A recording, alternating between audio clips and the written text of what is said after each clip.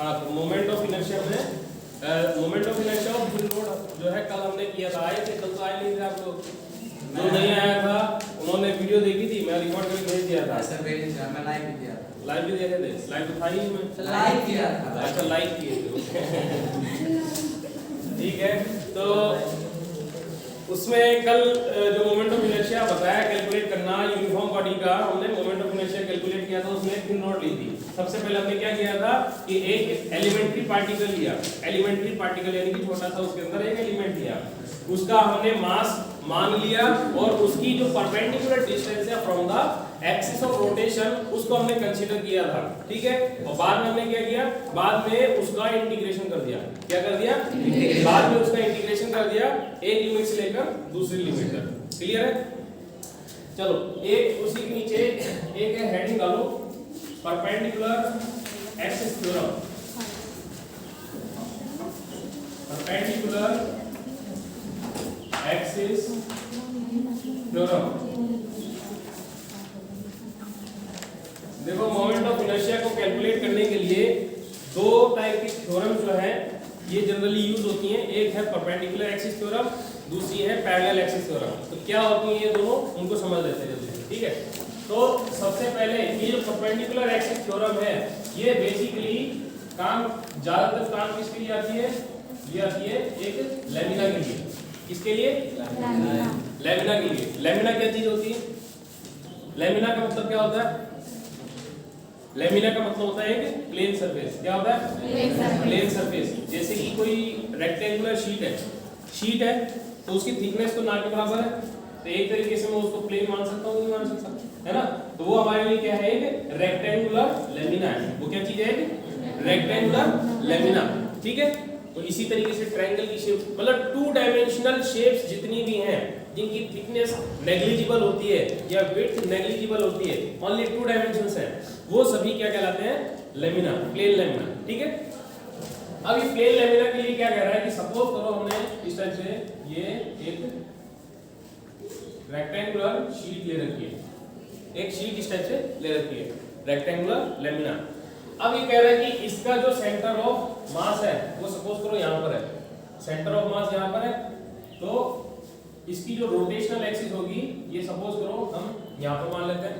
अच्छा, कोई जरूरी तो नहीं है ये रोटेशनल एक्सिस इसी तरीके से हो, मतलब ये इसी डायरेक्शन में रोटेट करे, कोई जरूरी है क्या? नहीं है ना। अभी मैं एक तरीके से कहूं कि अगर ये है एक्स एक्सिस, ये है वाई, ये है इसकी वाई एक्सिस, और ये कौन सी हो जाएगी तब? Z axis. होगी कि नहीं होगी? ये चीज समझ में आ रही है? हमने तो ये एक्स एक्सिस और वाई एक्सिस परपेंडिकुलर लिया हुआ लिया परपेंडिकुलर है ना ये, लेकिन ये प्लेन में ही परपेंडिकुलर लिए हुए, ये दोनों के दोनों प्लेन में ही लिए हुए। जैसे ये सपोज कर लो ये है तुम्हारा प्लेन लैमिना। ठीक है, इस प्लेन लैमिना के अंदर एक एक्सिस मैंने ऐसे ली हुई है फ्रॉम द सेंटर ऑफ मास, और दूसरी इसी के परपेंडिकुलर लेकिन प्लेन में।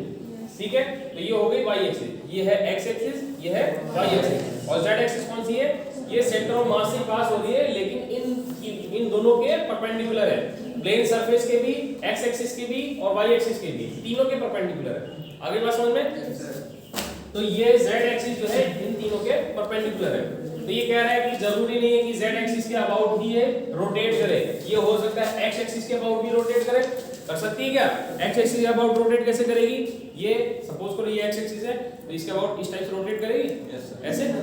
वाई एक्सिस के अबाउट ये ऐसे, और जेड एक्सिस के अबाउट इस टाइप से, है ना? ड्रॉप और एंटीक्लोज दोनों साइड में जा सकती है।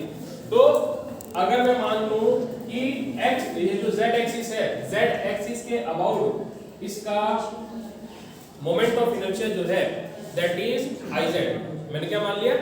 Moment of inertia about the z axis is iz। इसी तरीके से मैं कहता हूं कि moment of inertia about x axis is ix, and this about moment of inertia about y axis is iy। ठीक है, तो ये कहता है कि किसी भी प्लेन लैमिना के लिए थ्योरम क्या कहती है? थ्योरम कहती है कि किसी भी प्लेन लैमिना के लिए मोमेंट ऑफ इनर्शिया जो कि अब मैंने कल एक बात और बताई थी कि मोमेंट ऑफ इनर्शिया जो होता है वो हम किसी ना किसी एक्सिस के अबाउट निकालते हैं। किसके अबाउट निकालते हैं? एक्सिस के अबाउट निकालते हैं, यानी कि एक्सिस का मेंशन करना आपको जरूरी है। अभी तुम्हारे सामने मैंने 3 एक्सिस दे दी, एक एक्स एक्सिस हो गई, वाई एक्सिस हो गई, जेड एक्सिस हो गई। इनके लिए वैल्यूज भी हो सकता है अलग अलग है, ठीक है, डिफरेंट वेरी कर सकता है। तो हमने क्या कहा, ये थ्योरम कहती है कि किसी प्लेन लेमिना के सेंटर ऑफ मास से पास होने वाली परपेंडिकुलर एक्सिस के अबाउट मोमेंट ऑफ इनर्शिया उसी प्लेन लेमिना में प्रेजेंट दो परपेंडिकुलर एक्सिस जो कि थर्ड एक्सिस के भी परपेंडिकुलर हो, उनके अबाउट मोमेंट ऑफ इनर्शिया के सम होता है, सम के बराबर होता है। उनके अबाउट मोमेंट ऑफ इनर्शिया के सम के बराबर होता है। क्या क्या कहा हमने कि किसी प्लेन लेमिना के परपेंडिकुलर जो भी मोमेंट ऑफ एक्सिस आ रही है, प्लेन लेमिना के परपेंडिकुलर पास होने वाली एक्सिस जो कि सेंटर ऑफ मास से पास हो, ठीक है, कहां से पास हो? सेंटर ऑफ मास से पास हो। तो सेंटर ऑफ मास से जो पास हो उसके अबाउट मोमेंट ऑफ इनर्शिया की वैल्यू, यानी कि Iz की वैल्यू कह रहा है कि ये Iz की जो वैल्यू होगी वो किसके बराबर होगी? It will be equal to the sum of moment of inertias about किसके about two perpendicular axis which are mutually perpendicular to the third axis. ये दोनों भी आपस में परपेंडिकुलर है और ये दोनों मिलकर थर्ड एक्सिस जो है इसके अबाउट भी परपेंडिकुलर है। तो कहता है कि इनका जो सम होगा, इनके अबाउट जो मोमेंट ऑफ इनर्शिया होगा उसके सम के इक्वल होता है, उसके सम के इक्वल होता है। तो हम कहेंगे इसको कि Iz is equals to Ix plus Iy।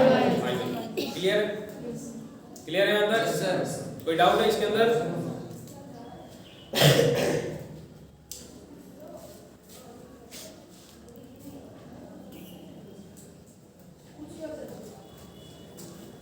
ठीक है, तो एक थ्योरम तुम्हारी ये है, ये थ्योरम समझ में आ गई? क्लियर हो गया? परपेंडिकुलर एक्सिस थ्योरम समझ में आ गई? सिंपली इसका ये वाला वर्जन याद रखना है कि Iz की जो वैल्यू होती है वो Ix प्लस Iy के बराबर होती है। लेकिन Ix, Iy और Iz है क्या चीज? ये तीनों म्यूचुअली परपेंडिकुलर एक्सिस हैं जो कि सेंटर ऑफ मास से पास होते हैं और इनमें से दो axis plane of the lamina के अंदर है, लेमिना के प्लेन में ही प्रेजेंट है। क्लियर है अंदर? सेकंड आती है पैरेलल एक्सिस थ्योरम। सेकंड क्या है? Parallel axis theorem.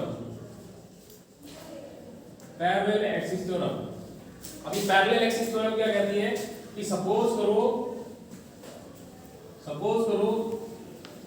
हमारे पास में कोई भी ऑब्जेक्ट है। अब ये जो पैरेलल एक्सिस है ये किसी भी शेप और साइज के लिए यूज कर सकते हैं।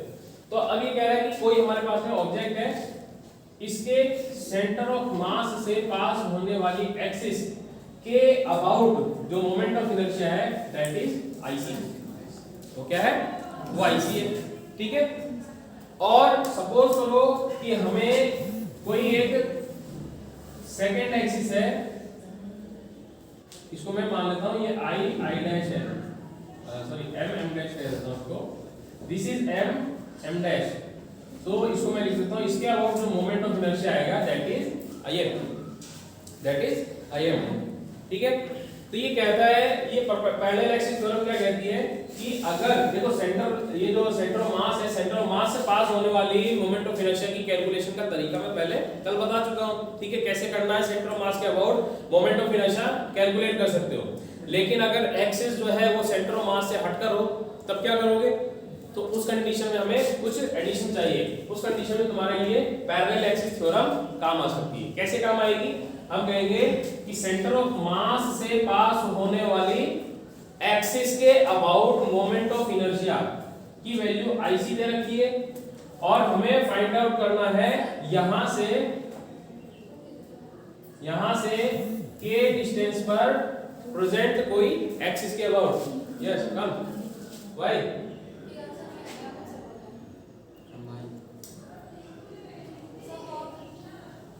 not all, if you can come come here.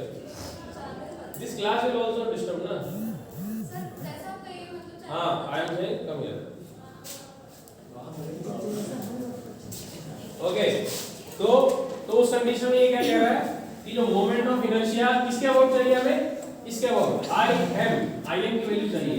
तो आई एम की जो वैल्यू होगी ये कहता है ये सेंटर ऑफ मास के अबाउट जो मोमेंट ऑफ इनर्शिया है प्लस मास बॉडी का और इन दोनों के बीच की जो परपेंडिकुलर डिस्टेंस है उसके स्क्वायर के सम के इक्वल होगा। क्या क्या कहा हमने, ध्यान से सुनो वापस से, क्या क्या कहा हमने अभी, हमने आई एम के अबाउट ये सेंटर ऑफ मास से पास नहीं हो रही, पास हो रही क्या, ये एक्सिस सेंटर ऑफ मास से पास हो रही क्या, नहीं हो रही। तो जब सेंटर ऑफ मास से पास नहीं हो रही तो वो सेंटर ऑफ मास वाला कांसेप्ट तो अभी लगेगा नहीं, तो उस कंडीशन में करेंगे क्या, लेकिन हमें सेंटर ऑफ मास से पास होने वाले एक्सिस के अबाउट मोमेंट ऑफ इनर्शिया के बारे में पता है। पोडियम थोड़ा साइड करो और आगे जाओ।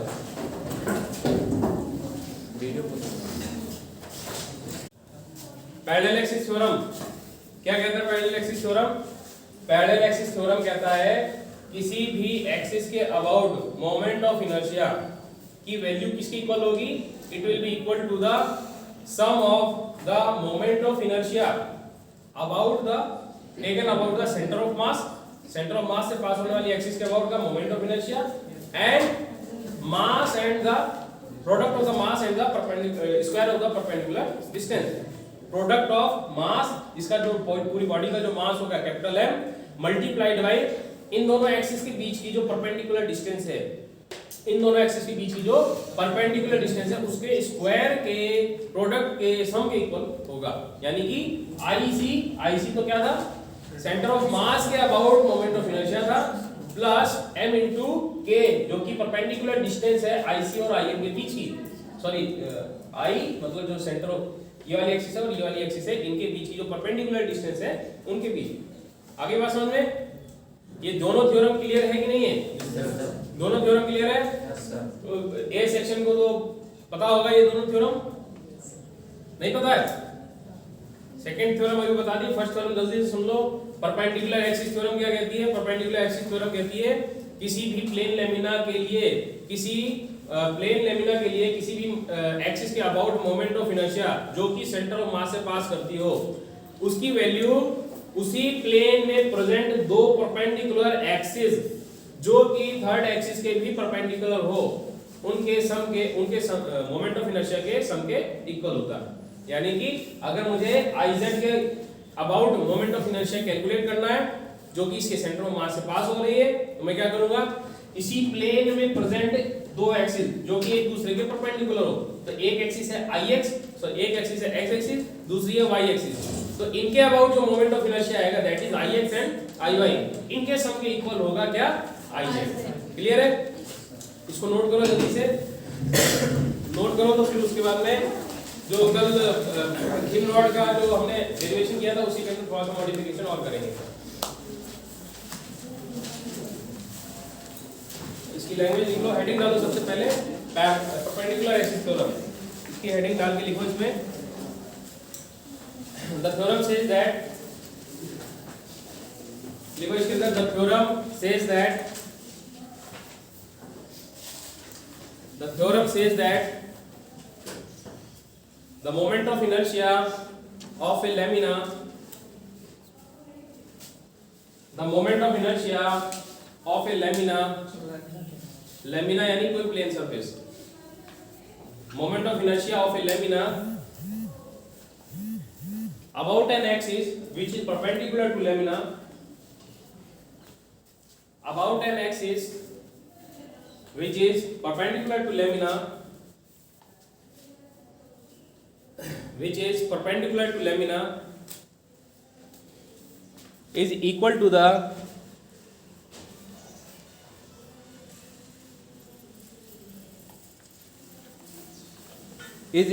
sum of moment of inertia equal to the sum of moment of inertia taken taken about two perpendicular axes AX ES, अब ये axis का प्लूरल है, taken about two perpendicular axes, two perpendicular axes which are present in the lamina, which are present in the lamina. उसके नीचे लिखो IZ is equals to IX plus IY, ये diagram बना लेना. उसके नीचे लिखो IZ equals to IX plus IY.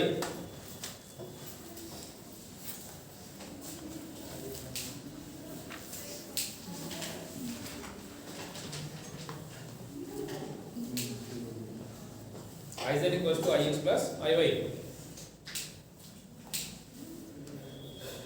हो गया? अरे अब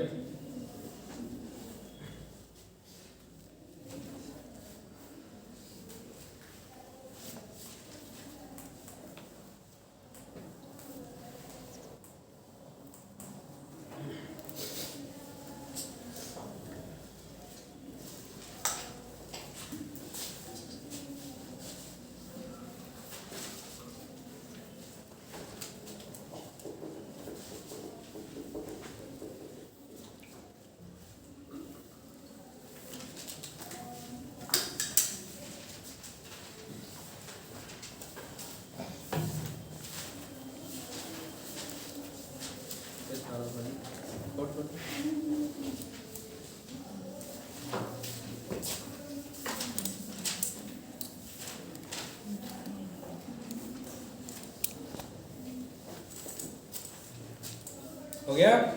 नेक्स्ट हेडिंग डालो parallel axis theorem.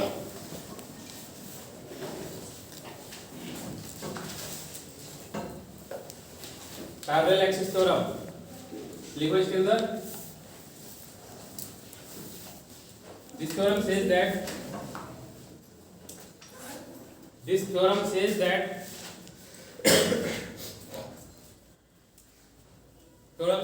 the moment of inertia taken about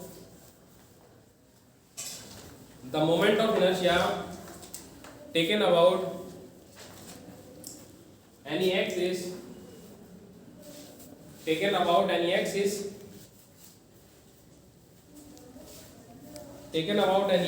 is equal to the sum of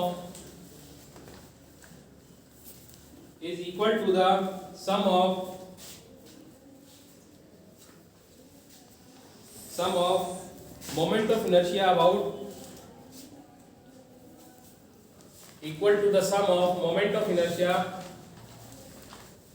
about the center of mass, moment of inertia about an axis passing through the center of mass,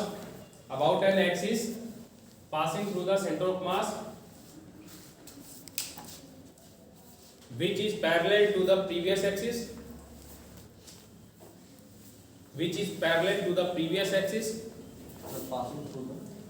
passing through the center of mass, COM लिख लो short में, passing through the center of mass which is parallel to the previous axis,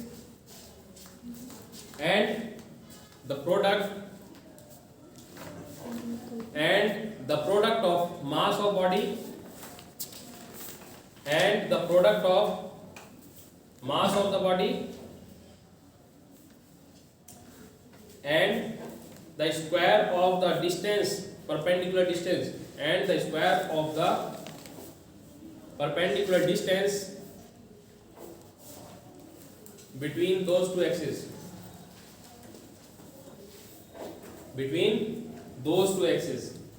उसके नीचे diagram बना के ये लिख लो I m is equals to IC plus mk square.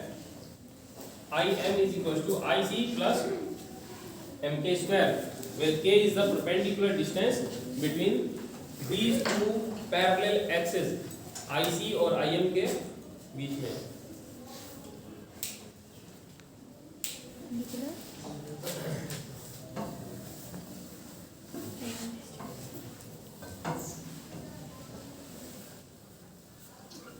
हो गया?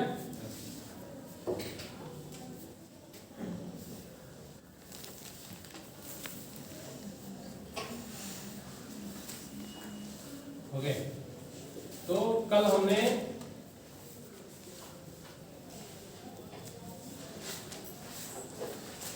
ये थिन रॉड ली थी, कल हमने ये थिन रॉड ली थी, इसका हमें मोमेंट ऑफ इनर्शिया कैलकुलेट करना था, है ना। हमने इसका सेंटर ऑफ मास के अबाउट जो एक्सिस पास हो रही है, ये वाली एक्सिस, ये वाली एक्सिस, इसके अबाउट हमने मोमेंट ऑफ इनर्शिया जो है वो कैलकुलेट किया था। अब सपोज करो एक एक्सिस जो है ये यहाँ से पास हो रही है, इसकी जो आउटर मोस्ट, जो इसकी आउटर मोस्ट सरफेस है वहां से टच करते हुए एक एक्सिस जो है वो पास हो रही है, मतलब ये तुम्हारी थिन रॉड है, तो इस थिन रॉड के इधर से इसके अबाउट अब ये मोमेंट ऑफ इनर्शिया इस टाइप से देगी, अरे बात समझ में, इस टाइप से रोटेट कर रही है, तो हमें अब इसका मोमेंट ऑफ इनर्शिया जो है वो कैलकुलेट करना है। तो कैसे कैलकुलेट करेंगे, अभी हमने एक चीज बताई, आईसी की वैल्यू हमें तो पता है, कल हमने कैलकुलेट किया था, आईसी की वैल्यू कितनी थी, ml square by 12, ml square by 12, ये कल हमने कैलकुलेट कर लिया था, ठीक है। हमने कहा था यहाँ से यहाँ तक की टोटल डिस्टेंस जो है ये कितनी है, this is L, capital L है। तो मुझे बताओ जब ये सेंटर है और सेंटर से यहाँ तक की जो डिस्टेंस है वो कितनी थी, L/2, ठीक है, ये L/2 है।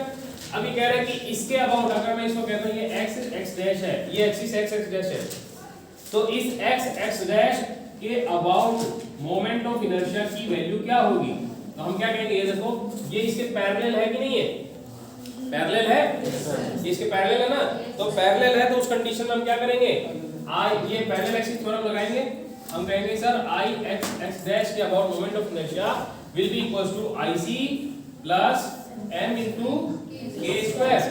यहां पर k की वैल्यू क्या है, k is equals to L/2, ठीक है, वैल्यू पुट करो, तो IC की वैल्यू है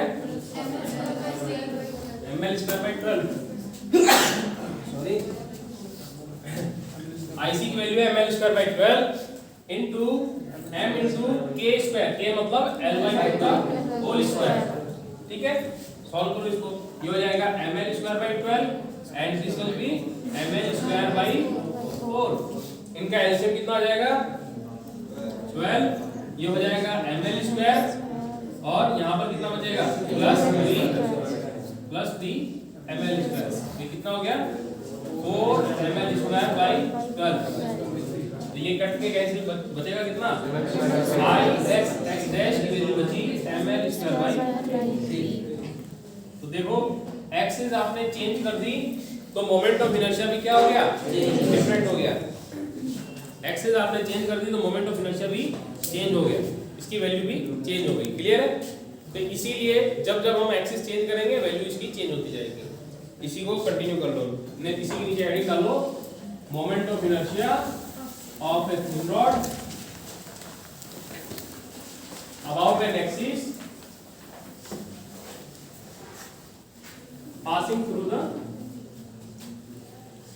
passing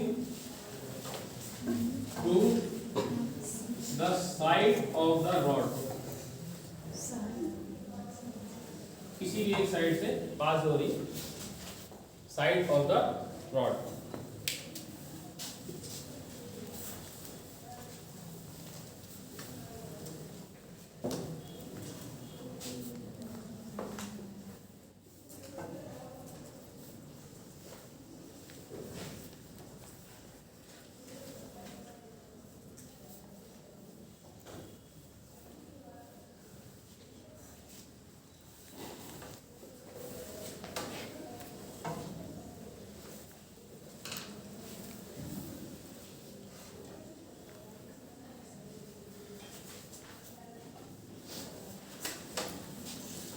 करो नोटिस को जल्दी से,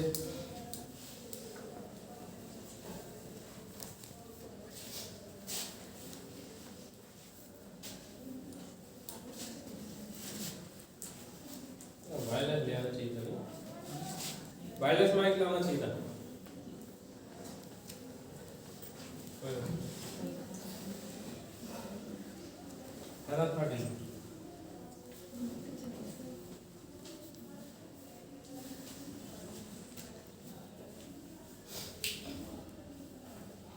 हो गया, जल्दी लिखो, कॉपी करने में कितना टाइम लगाओगे, क्या होता है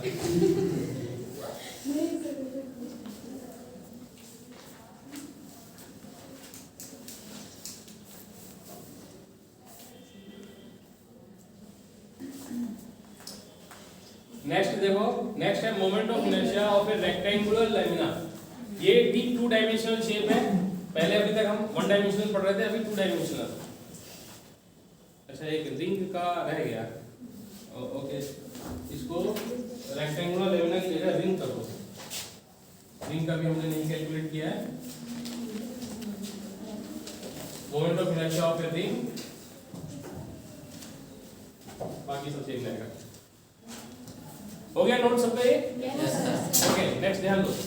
अब हमें एक रिंग के अबाउट मोमेंट ऑफ इनर्शिया जो है उसको कैलकुलेट करना है। तो कैसे कैलकुलेट करेंगे? तो सबसे पहले हम एक रिंग बना लेते हैं। रिंग इस टाइप से है।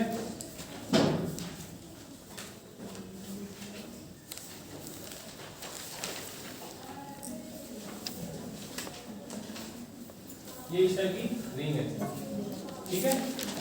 अब ये है इसकी सेंटर, और सेंटर से रिंग की रेडियस है r, यानी कि इसकी जो डिस्टेंस है वो r है। और एक्सिस जो है वो ये वाली है। ये चीज समझ में आ रही है? चूड़ी उड़ी नहीं पहने कोई? वो अनुपम पहने। हाँ अनुपम। ओके, ये है तुम्हारी रिंग, ठीक है। ये है रिंग, ये ईयर रिंग नहीं है।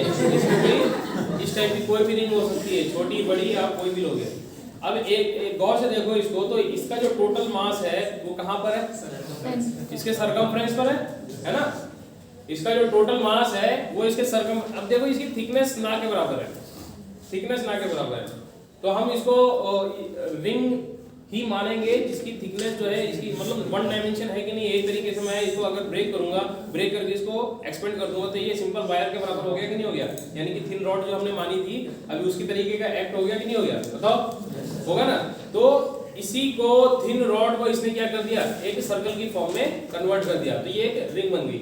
अब ये रिंग इस टाइप से है, ऐसे रखी हुई है, इस टाइप से रखी हुई है, और ये जो एक्सिस है वो इसके बीच में से इस टाइप से पास हो रही है। क्लियर हो रहा है? ये जो एक्सिस है ये रिंग में से बीच में से इस टाइप से पास हो रही है, और रिंग इस टाइप से प्लेन में रखी हुई है। क्लियर है यहाँ तक? ओके। अब देखो हमने कहा कि इस पूरे सर्कमफ्रेंस के अंदर रिंग का टोटल मास जो है वो डिस्ट्रीब्यूटेड है। रिंग का टोटल मास हमने मान लिया कैपिटल M, तो इसकी सर्कमफ्रेंस कितनी हो जाएगी? हम कहेंगे circumference of circle of circular ring, ये कितना हो जाएगा? 2 पाई r।